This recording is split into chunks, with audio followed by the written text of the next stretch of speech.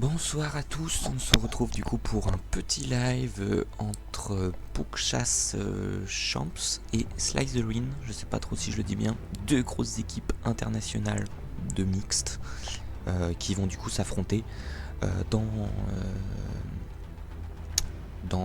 dans ce petit match tout simplement. On est au round 32, donc c'est les 32e de finale, il me semble. Il nous reste du coup 32 équipes. Et le prochain du coup passe en 16ème. Allez, c'est parti en TH12 pour Navin. On va partir sur une sorte de drag ball, électro-drag, je sais pas trop comment le dire, avec un suicide héros. On a une guérisseuse. Ok, pourquoi pas. Et on a des sortes de battes. Ok, la compo est un peu farfelue, mais pourquoi pas. On met un dragon pour funnel, on met la reine, des petits ballons. La flèche, je pense qu'est loupée, qui devait prendre les souffleurs. C'est dommage. Ok, on rajoute juste une guérisseuse du coup pour la QH. Enfin, pour que ça se transforme en mini AQH. Plutôt sympa. On envoie directement la partie dragon pour funnel et faire tourner la reine. Avec le Warden, ok. Ça s'avance plutôt bien. On met le roi pour couper la trajectoire de la reine. On a directement la kappa. Les sapeurs qui connectent bien. On va gérer le CDC avec la partie drag. Pour l'instant, ça a l'air plutôt en maîtrise. On tombe l'HDV. La reine qui tombe bien son compartiment. Un petit dragon ici qui prend la multi. Et on envoie directement les sorts de batte. Mais là, de toute façon, vu ce qui reste, normalement, on devrait assez facilement exploser la base. Attention, voilà, un peu à cette multi et cette tour de sorcier qui peut faire capoter l'attaque. Mais voilà. Un perf maîtrisé rapide. On est en 1 minute 25. 1 minute 15 même. GG. Gros perf. Gros perf pour commencer le match. En TH12, on répond. Summit. Avec une compo. Ok, la flèche, je pense qu'il est aussi partie de travers. Parce que pour moi, pour la flèche, c'est surtout pour prendre les souffleurs. Mais voilà, on part encore avec une compo dragon. On va rapidement gérer ce CDC. La reine et le roi qui tournent également. La reine défensive qui tombe. Attention à pas trop prendre de... Comment dire, de dégâts sur cet HDV. On a bien ouvert la base. Alors, comment on a pu autant ouvrir la base? Sûrement avec les kappas du roi, mais il me semblait que c'était kappa classique. Je suis un peu surpris. Ok, sort de soin pour les dragons, why not? J'avais jamais vu ça, mais ok. La reine qui s'avance sur le prince, qui va le faire tomber sans trop de difficulté. Et là, il reste plus grand chose. J'ai pas trop compris la strat, mais on dirait qu'il troll plus qui s'applique. C'est pour mettre un séisme, un sort de squelette, etc. C'est pas le plus utile. En tout cas, on devrait se diriger vers le perf plutôt tranquillement. Au niveau du time, par contre, on va être en dessous. Pas de beaucoup, mais en dessous. Donc, petit avantage pour Pugchas, qui sont donc Champions Den. Voilà, petit avantage. GG. Allez, on part en TH13. Ok, une base très compacte. On dirait presque qu'il manque des bâtiments. Mais why not? En tout cas, on prend les deux souffleurs avec cette flèche. On part en électro-dragon. Pas surprenant vu le design de la base. Dragon rage. On n'a pas d'engin de siège, donc on ne peut pas aller chercher cet HDV. Va bien falloir... Ok, on met la capa directe du Warden. On ouvre bien avec la capa du roi. Va falloir tomber cet HDV assez rapidement pour pas qu'il se fasse trop plaisir sur les électros. Il devrait pas y avoir non plus trop de soucis. On voit les Yeti là qui font des dégâts. Voilà. L'HDV qui tombe tranquillement. Et là il reste plus grand chose. On n'a même pas posé la championne. Voilà, on la pose maintenant, mais il n'y a plus rien sur la base. J'avoue que la base, je suis pas convaincu. Hein. Là, elle a été massacrée en 1 minute. Je comprends mieux pourquoi on me dit que mes régus sont trop simples. Ok. GG. C'est parti pour le joueur mystérieux, on va l'appeler Étoile. Qui se lance du coup sur une sorte d'AQH Hog. Avec des PK, donc je pense qu'il va y avoir un gros suicide avec le roi et l'AQH. Ok, on zappe. Des compos qu'on n'a pas l'habitude de voir en tout cas. C'est plutôt sympa. On met le sorcier, les sorciers pour Funel. Et où est-ce qu'on va envoyer cet AQH? Ok, directement sur l'HDV. Pourquoi pas? Je pense qu'on va essayer de le faire rentrer au centre pour aller prendre cette tag, les CDC. J'en suis même quasiment sûr. Il y a un chemin tout droit.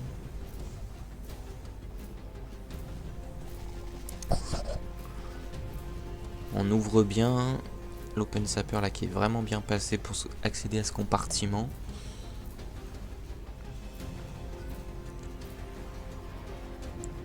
Attention à ce que la reine quand même rentre bien. Je sais pas si c'était volontaire. Ok, on va mettre le Warden avec. Ok, on va faire une sorte de suicide bouliste PK. Avec les boulistes du coup qui étaient dans le CDC qu'on pouvait pas voir. On met le roi pour venir tourner autour. La capa de la reine malheureusement qui se déclenche sur cet arc X. Un sort de saut pour donner accès un peu à ce centre de la base.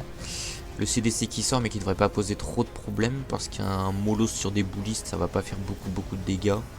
C'est plus pour ralentir un AQH. On enrage sous capa Warden. Là les boulistes hein, qui vont se régaler. En fait l'attaque on est vraiment sur un gros suicide héros quoi. Et ça part vraiment bien. Cette reine qui va aller chercher cette TDE à mon avis qui est walkable. Donc on va finir la base avec les cochons, la capa du roi. Il y a même les bébés drag. J'ai dézoomé pour qu'on voit tout. Les cochons qui sont envoyés un peu partout. A voir si niveau time on va pas être un peu short. On a des sapeurs pour donner l'accès au roi au dernier compartiment. On perd la reine devant l'arc UX je pense. Ah quoique on va peut-être pas aller chercher le perf. On a une belle compo mais là j'ai peur qu'on soit un peu faible hein. Alors les sapeurs qui passent bien. On a quand même deux guérisseuses sur le roi. Mais est-ce que ça va suffire? Parce qu'on a encore ce mollo s'il pète qui va emmerder le monde. Merci pour le follow. Tormax. Tormax, toi t'es sur le Discord, je crois. Ton pseudo il me dit un truc. Ouais, non, je pense que ouais, ça va pas être suffisant pour aller chercher le perf, mais on reste sur un gros pourcentage. Donc Pouchas qui va prendre un petit avantage. Alors, pas gros, parce qu'on est quand même sur un 91%. Bah écoute, la forme et toi 91% GG. On part en TH9. Est-ce qu'on va avoir encore un gros perf de la part de Pouchas? Ok, on part sur un AQH Lalo. Tout ce qu'il y a de plus classique en TH9. Voilà la compo la plus rapide. Ah ok, c'est toi qu'on a refusé alors, j'étais pas sûr. Alors, la prochaine fois. Au moins tu vois à quoi ça ressemble. La baby, de toute façon, elle a bien marché. On va en refaire une saison, j'en suis sûr.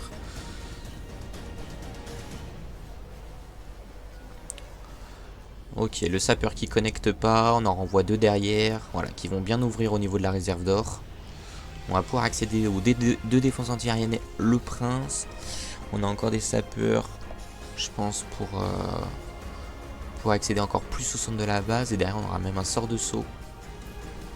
On ouvre le compartiment de l'arène avec les sapeurs à gauche. Sûrement pour y envoyer le roi. On met le sort de saut pour notre reine à nous.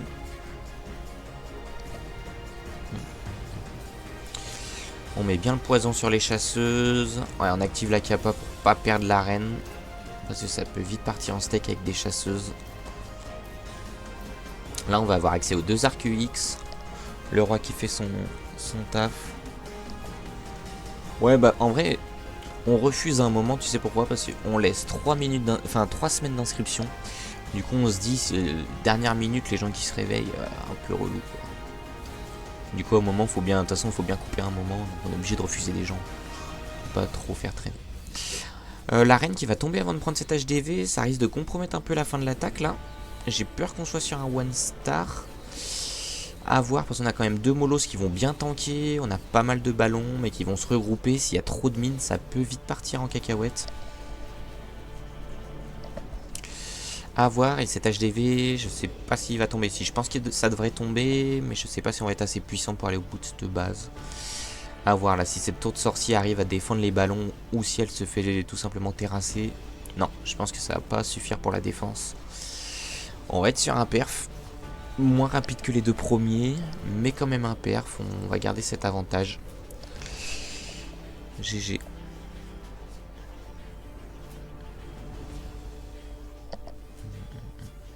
Ah, alors attention à ce que ce Tesla ne fasse pas tout capoter.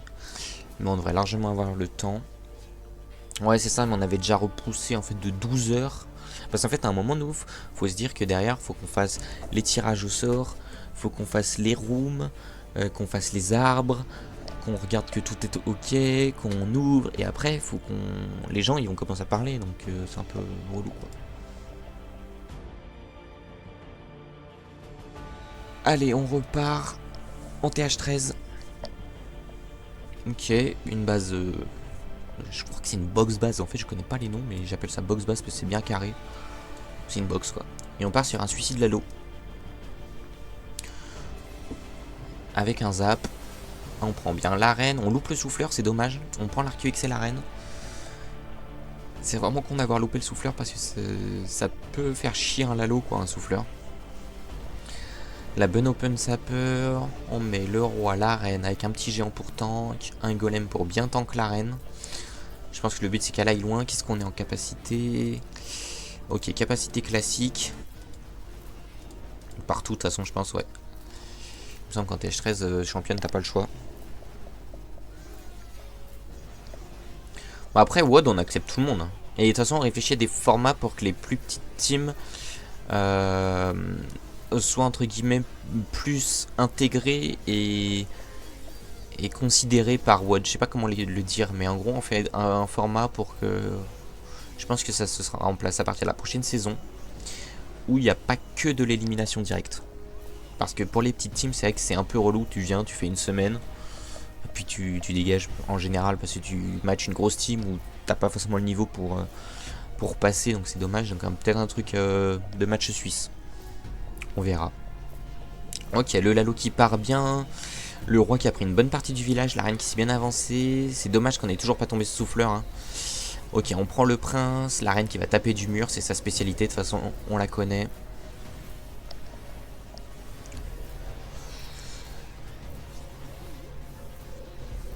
On va bien tomber ce TH. Un bon sort de gel ici pour la catapulter l'HDV face au Lalo. La capa qui a bien été retardée pour éviter de se prendre cette explosion de l'HDV. Je pense qu'on va perdre la reine dessus. Non, tant mieux. Et là, de toute façon, il reste beaucoup de choses. La championne qui a été envoyée ou pas encore? Ouais, elle a été envoyée dans le Lalo, je l'avais pas vue. Et puis là, ouais. Ah, il y a encore Spark à Tesla, mais avec la capa de la championne, ça devrait bien se passer. GG pour le perf, Dreamsbot. Mais c'est vrai qu'on cherche quand même à ce qu'il y ait de la compétitivité quand même chez WOD. Je trouve ça plus intéressant de mettre un cash prize déjà, de réunir des grosses teams. Mais j'ai pas envie qu'on ait un format qui fasse fuir les petites teams. GG. Allez, c'est parti pour Moït en TH11. On part sur du full PK. Ok, là c'est du gros spam, PK bat. Le sort de saut directement placé, on met les héros avec. Est-ce qu'on a des boulistes dans le CDC comme on a vu sur l'attaque d'avant? Attention, j'ai l'impression que c'est en train d'un peu tourner. On a les PK qui rentrent bien sur le sort de saut, qui vont les prendre cette multi. Ouais, on a bien les boulistes comme je disais.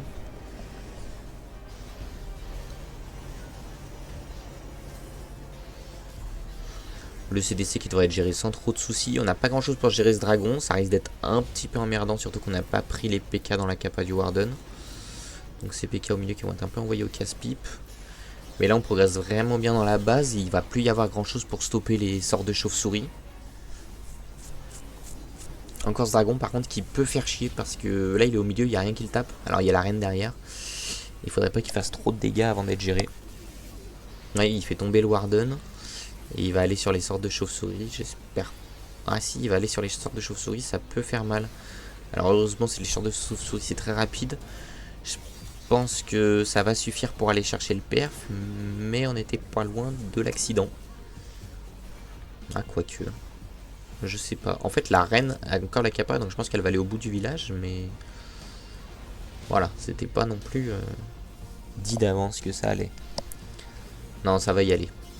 Ça va y aller, GG, mais voilà. On n'est pas non plus très très large quand on voit ce qui reste. Notamment à cause de ce dragon et cet essoufflement. Il y a un peu la reine et le roi contournés. Je pense qu'il fallait qu'il rentre bien au centre pour que ce soit un peu plus quali, si je puis dire. Mais voilà, on est quand même sur un performance de 2 minutes. Hein. On va pas cracher dans la soupe. Ça reste propre. Et surtout, ça suffit pour garder l'avantage. Là, on rappelle qu'il y a eu un petit fail de l'autre côté. Donc voilà. GG. On part en TH9. En AQH Valky. On a quelques cochons. Mais c'est surtout. Ça va surtout reposer, je pense, sur l'AQH et une sorte de Valky roi.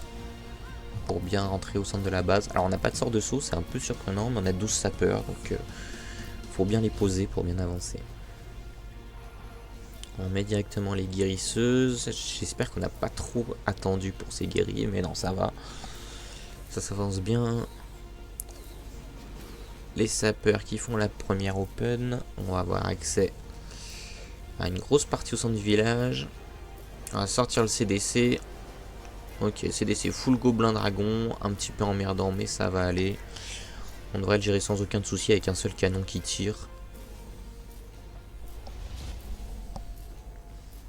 Voilà, on s'avance bien. Attention à ne pas perdre trop de temps non plus parce qu'on voit qu'il y a beaucoup de réserves sur le chemin de la reine. Le petit mignon en haut qui fait le taf.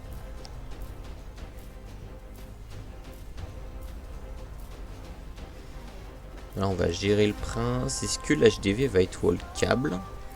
J'avoue je me souviens pas, mais normalement oui. Quoique, non je crois pas en vrai. Ok, on envoie les sapeurs avec les Valky. Attention, ces guérisseuses là qui sont sous la défense antiaérienne, ça peut faire mal. Les sapeurs qui vont bien ouvrir la base. Les Valky qui vont pouvoir bien progresser grâce aux open sapeurs. On met le sort de soin, on active la capa roi. On a tombé cet HDV avec la capa reine. On va tomber l'arc X. Et là on est plutôt bien. Il reste pas grand chose, c'est bien ouvert. On met un peu les cochons pour venir en renfort.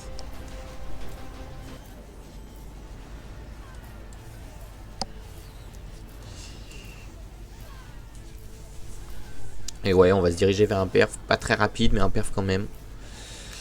GG. Ouais, c'est ça, c'est le truc, c'est que Winardai actuellement, en fait, c'est un peu qui tout double. En fait, ça me dérange pas forcément, mais je me dis pour les équipes, c'est pas non plus la meilleure expérience d'avoir que ça. Et il faut que ça reste quand même plaisant pour les équipes et pas que un caprice de l'organisateur de dire non, ici si tu gagnes, tu perds. Voilà, du coup on réfléchit à changer un peu le format pour la saison 4. GG. Allez, c'est parti pour la dernière attaque. Est-ce qu'ils vont claquer le perf map et laisser aucune chance? On part sur du Lalo. Suicidero Lalo. Grosse compo, hein, on le voit sur ce baby. Est-ce qu'il faudrait le ban? Je pense pas, parce que j'aime bien ces attaques là moi. On met le golem, on met la reine.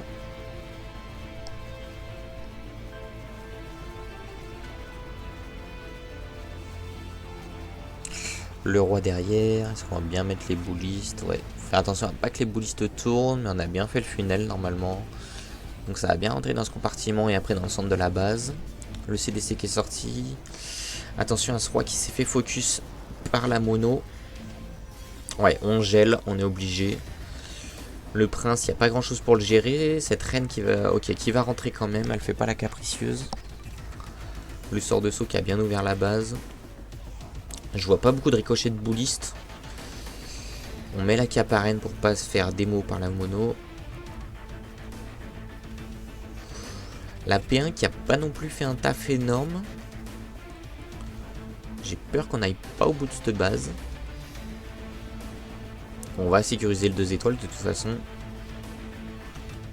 Mais il va falloir faire attention parce qu'il faut quand même aller au 91% pour laisser aucune chance à Slitherin. À voir comment il gère son halo. Il a quand même 3 speed ingel. Il a de quoi bien massacrer la base. Mais il reste quand même une grosse partie du village. On a déjà perdu le Molos. Il reste qu'un seul gel, attention.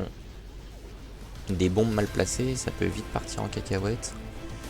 Surtout qu'on a un Arc-UX qui va se faire plaisir. Non, je pense qu'on va pas aller chercher le perf. Et je pense qu'on va même laisser une opportunité à Slitherin d'aller chercher la victoire. Alors il faut perf, on est obligé pour Slitherin d'aller chercher le perf. Mais en tout cas c'est pas perdu pour eux et tout va jouer du coup sur la dernière attaque.